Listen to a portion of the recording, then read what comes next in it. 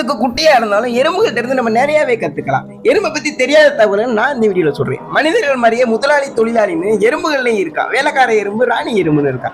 இந்த வேலைக்கார எறும்போட வேலை என்னன்னா புத்து கட்டுறது, உணவெடுத்துட்டு வருது, ராணியோட சேர்ந்து இனப்பெருக்கம் பண்றது. இந்த வேலைக்கார எறும்புலயே ஆண் பெண் 2 எறும்புமே இருக்கா. இந்த ராணியோட வேலை என்னன்னா இனப்பெருக்கம் பண்றது மட்டும்தான் வேலை. இந்த ராணி எறும்புங்கிறது கிட்டத்தட்ட 30 வருஷம் வரைக்கும் வாழுமா. ஆனா இந்த வேலைக்கார எறும்பெல்லாம் கொஞ்ச நாள்ல வேலையை பார்த்து செத்து போயிருமா. மழை காலத்துல உணவு தேட போனா வெள்ளம், சுனாமின்னு பேரிடர்களை செத்து போயிருவோம் தெரிஞ்சு வெயில் காலத்துல வேர்க்க உணவெல்லாம் தேடி சேர்த்து வச்சுக்கிட்டு மழை காலத்துல நல்லா மல்லாக்கப்படுத்து திங்குமா. எறும்பு புத்த வெளியே இருந்து பாக்குறதுக்கு சும்மா மண்ணை குமிச்சு வச்ச மாதிரிதான் இருக்கும். உள்ள போய் பாத்தீங்கன்னா தான் தெரியும் பங்களா கட்டி சும்மா பகுமானமா வாழ்வானா. உனக்கு என்னப்பா GST வரி இல்லாம இருக்கு, நீ பங்களா கட்டுவ கட்டு. எறும்புக்கு 2 வயிறு இருக்குமா. ஒரு வயிறுங்கிறது அது உணவு சாப்பிட்றக்கா, இன்னொரு வயிறுங்கிறது மற்ற எறும்புகளுக்குனா உணவை சேமிச்சு வச்சு ஷேர் பண்றதுக்கா. ஒரு எறும்பு எங்கேயாவது உணவு இருக்கிறத பார்த்துட்டா மற்ற எறும்புகளுக்குனா ஒரு கெமிக்கல் மூலியமா சிக்னல் அனுப்பிடுமா. என்ன அனுப்பும் தெரியுமா? டேய் அங்க என்னடா வெட்டி பேச்சு, நம்ம ஊருக்காரன் ஹோட்டல் வச்சிருக்கா, வந்து வல்லு வழக்கு நின்று உடம்பை ஏத்துவீங்களா அப்படின்னு சொல்லிடுமா.